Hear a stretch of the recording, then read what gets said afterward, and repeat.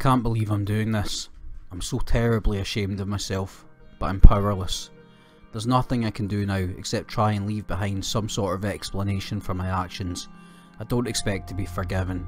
As long as someone understands why I was backed into this corner, it should be enough. It's been nearly 20 years since the day I woke up from the worst nightmare I've had in my entire life. At the time I was living abroad in a 2-storey house with my parents. All the bedrooms were located on the first floor, while the kitchen and living room could be found on the ground floor. A slightly curved staircase with about 20 or so steps connected both floors. The reason I'm mentioning all this is because the house happened to be the exact location where my nightmare unfolded, and it's really important that you try to keep this piece of information in mind. It all took place entirely in the staircase area, and it all happened from my point of view as I stood at the top of the stairs. It was night time. The entire house was shrouded in darkness and in complete silence. My parents weren't home, so it was just me and a friend of mine who was about the same age. I dared my friend to go downstairs and into the living room all by herself. You know, the Bloody Mary or Candyman challenges. The kind of dare where you have to do something or repeat certain words a number of times which should result in something scary happening. I don't quite remember what it was specifically, but I dared her to do something similar. That was the whole purpose of her going down the stairs. Make her way into the living room in near complete darkness, perform whatever it was that was required of her, and then come back up. She was reluctant at first, but eventually she agreed. I remained where I was at the top of the stairs and watched her slowly but surely walk down until she eventually disappeared out of my sight. As soon as someone walks off the stairs and into the living room area, they end up walking right under where I was standing, one floor above, effectively disappearing from my line of sight.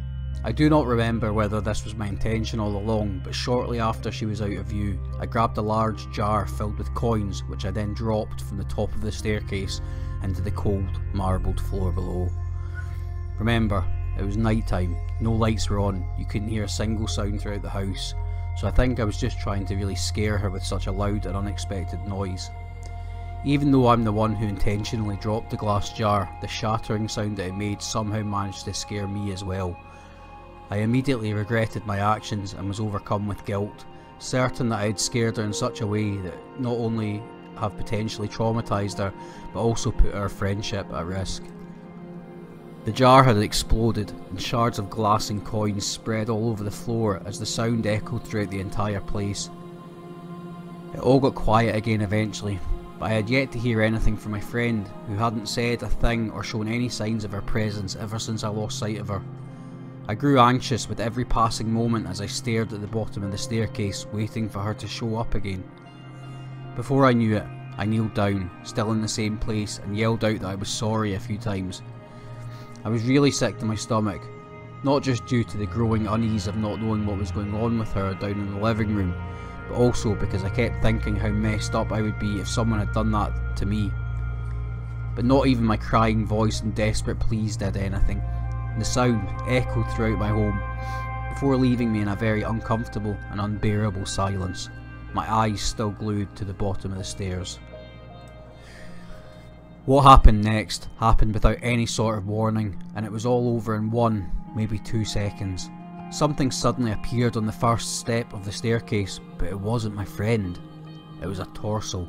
It had a head, arms, hands, but nothing below the chest area. I don't know whether that thing crawled out at an insane speed from who knows where, in a way that not even my eyes could register its movement, or if it had simply materialised on the spot. What I do know is that I remember staring at the bottom of the staircase, waiting for something to happen, waiting to hear back from my friend, but being met with only silence. And then, in the blink of an eye, that thing was just there, shrieking in the most unnatural and unsettling of ways. A window up above the stairs let some light in, and I could see that this human torso appeared to be covered in a white powdery substance, as well as having an inky, oily black liquid smeared all over its face, and possibly dripping out from its eyes, nose, mouth and ears, its hands, and around the edges where the thing's body ended or appeared to have been severed at. The next thing I know, it was now more than halfway up the stairs, still producing that impossible scream as I remained frozen in place. And then, while I still had my eyes glued to where that thing had just been, before I could even properly process what was going on, I saw it in the corner of my eye, to my right. It was now right next to me, screaming directly into my ear, nearly an inch away. And that's when I woke up, with my right ear, my whole head really, still ringing from the hellish, piercing scream. Even though it was the middle of a very hot summer, my body was freezing cold due to what I'd just experienced. I'm pretty sure I was in shock. From the moment I woke up and opened my eyes, I did not move for a good 30, maybe 40 minutes. I know about sleep paralysis since I've experienced it a couple of times as well, and I can tell you that this wasn't it. This was a terror that literally, if only momentarily, crippled me and left me unable to move, and it's the only reason why I didn't wake up screaming my lungs out. The scream itself got stuck in my throat and wouldn't come out, and by the time I regained most of my motor functions, it was no longer there. This was the first and only time that such a thing had given me this kind of physical reaction, as well as leaving me reeling mentally for the rest of the day. I don't remember telling my parents about it, but I told some friends, but of course, being kids, there just wasn't much to say about it, and by the end of the day, most had already forgotten about my experience. It's a nightmare that I naturally never forget, and for good reason based on what I described here, but that's what it's supposed to be, just a nightmare, nothing more. I was wrong, and I'm sorry. I'm so sorry. My husband is working overseas and he won't be home for another 2 weeks, so lately it's just been my 9-year-old daughter and I. We were about to watch a film in my bedroom and then call it a night before going to bed, but I realised I had left the laptop charger in the living room. Being the good little girl that she is, she immediately volunteered to go and fetch it downstairs and stormed out of the room before I could say anything. That's when I remembered that earlier today I had purchased some of her favourite snacks.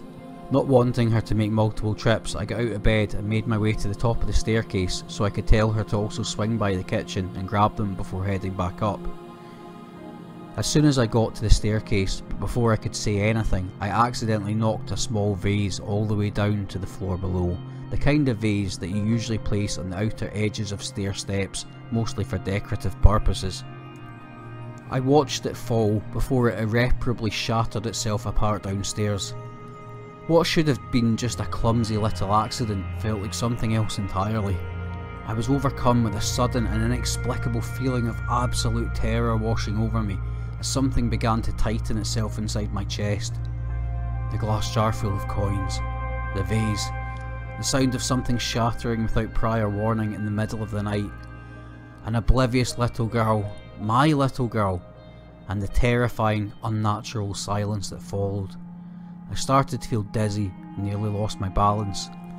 I held onto the handrail and realised for the very first time that the staircase in our home was eerily similar to the one we had back in the house I lived in 20 years ago. The one from my nightmare. I called out my daughter's name. I looked down at the bottom of the staircase and was instantly struck with the terrifying sense of dread. There was nothing there. My daughter didn't reply. I knew I wouldn't be calling her a second time.